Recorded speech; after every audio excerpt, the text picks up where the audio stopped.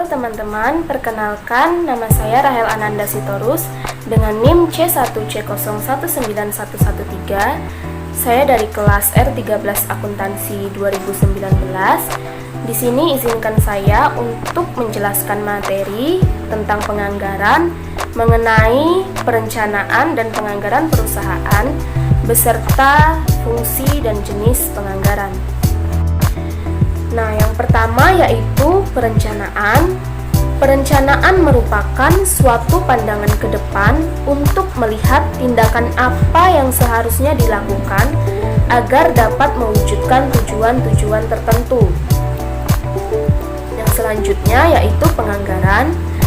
Penganggaran adalah sebuah rencana yang dapat disusun dan dibuat dalam bentuk angka yang dinyatakan dalam sebuah unit monitor, yang mana hal itu meliputi semua kegiatan dalam suatu perusahaan dalam jarak waktu atau periode tertentu pada masa yang akan datang.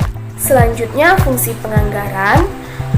Peranan anggaran pada suatu perusahaan merupakan alat untuk membantu manajemen dalam pelaksanaan fungsi perencanaan, koordinasi, pengawasan, dan juga sebagai pedoman kerja dalam menjalankan perusahaan untuk tujuan yang telah ditetapkan. Berikut beberapa fungsi dari penganggaran. Yang pertama yaitu ada fungsi perencanaan.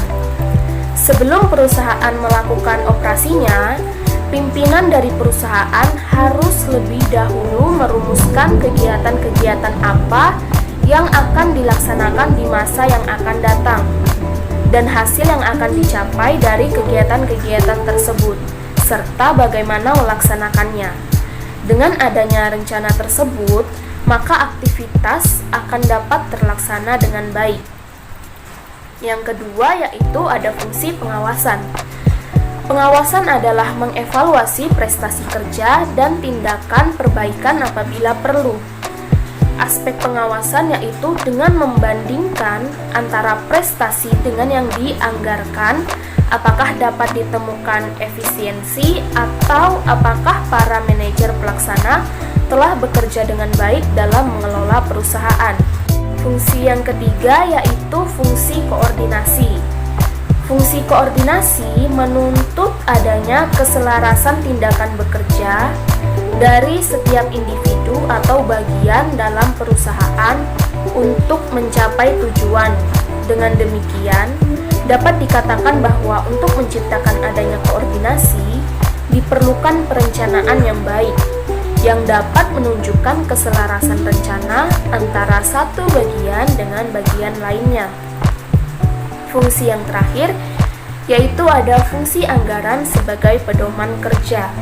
Lazimnya, penyusunan anggaran berdasarkan pengalaman masa lalu dan taksiran-taksiran pada masa yang akan datang. Maka ini dapat menjadi pedoman kerja bagi setiap bagian dalam perusahaan untuk menjalankan kegiatannya. Selanjutnya, kita masuk ke jenis anggaran. Jenis anggaran ini dikelompokkan dari beberapa sudut pandang, yaitu ada menurut dasar penyusunan, menurut cara penyusunan, menurut jangka waktu, menurut bidangnya, menurut kemampuan di dalam penyusunan anggaran, dan menurut fungsinya.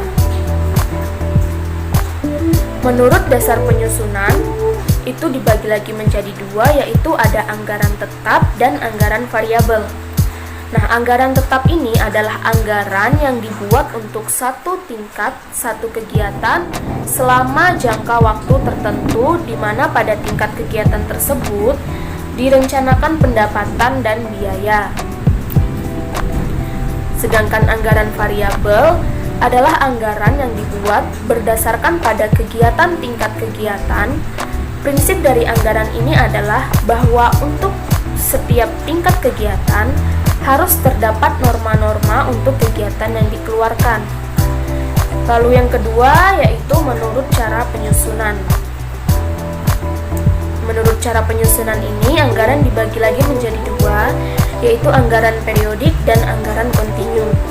Anggaran periodik yaitu anggaran yang disusun untuk satu periode tertentu umumnya 1 tahun yang disusun setiap akhir periode anggaran. Sedangkan anggaran kontinu yaitu anggaran yang dibuat untuk memperbaiki anggaran yang telah dibuat. Lalu jenis anggaran yang ketiga yaitu anggaran menurut jangka waktu. Nah, anggaran menurut jangka waktu ini dibagi lagi menjadi 2, yaitu ada anggaran jangka pendek atau anggaran taktis dan anggaran jangka panjang atau biasa juga disebut anggaran strategis. Anggaran jangka pendek atau anggaran taktis yaitu anggaran yang dibuat dengan jangka waktu paling lama 1 tahun. Anggaran ini untuk keperluan modal kerja merupakan anggaran jangka pendek. Sedangkan anggaran jangka panjang yaitu anggaran yang dibuat untuk jangka waktu lebih dari 1 tahun. Anggaran jangka panjang diperlukan sebagai dasar penyusunan anggaran jangka pendek. Dan yang keempat yaitu jenis anggaran menurut bidangnya. Jenis anggaran menurut bidangnya ini dibagi lagi menjadi 2, yaitu ada anggaran biaya operasional dan anggaran keuangan. Anggaran biaya operasional adalah anggaran untuk menyusun anggaran laporan laba rugi. Anggaran ini terdiri dari anggaran penjualan, anggaran biaya pabrik, dan anggaran beban usaha. Sedangkan yang kedua yaitu anggaran keuangan adalah anggaran untuk menyusun anggaran neraca. Anggaran keuangan terdiri dari anggaran kas, anggaran piutang, anggaran persediaan, anggaran utang, dan anggaran neraca. Lalu, fungsi jenis anggaran yang kelima yaitu menurut kemampuan di dalam penyusunan anggaran. Menurut kemampuan di dalam penyusunan anggaran ini, anggaran dibagi lagi menjadi 2, yaitu anggaran komprehensif dan anggaran parsial.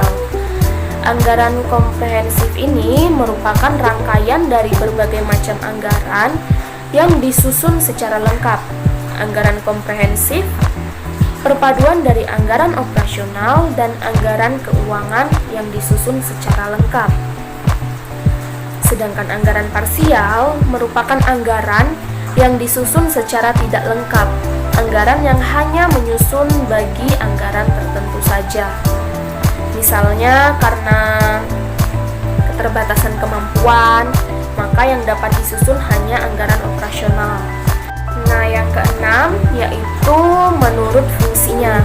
Menurut fungsinya ini anggaran dibagi lagi menjadi 2, yaitu anggaran apropriasi dan anggaran kinerja. Anggaran apropriasi adalah anggaran yang dibentuk bagi tujuan tertentu dan tidak boleh digunakan untuk tujuan lain. Sedangkan anggaran kinerja adalah anggaran yang disusun berdasarkan fungsi kegiatan yang dilakukan dalam organisasi atau perusahaan. Misalnya nilai untuk menilai apakah biaya yang dikeluarkan oleh masing-masing aktivitas tidak melampaui batas. Nah, itu tadi penjelasan mengenai perencanaan dan penganggaran perusahaan beserta fungsi dan jenis penganggaran. Kurang lebihnya saya mohon maaf. Semoga video ini dapat memberikan manfaat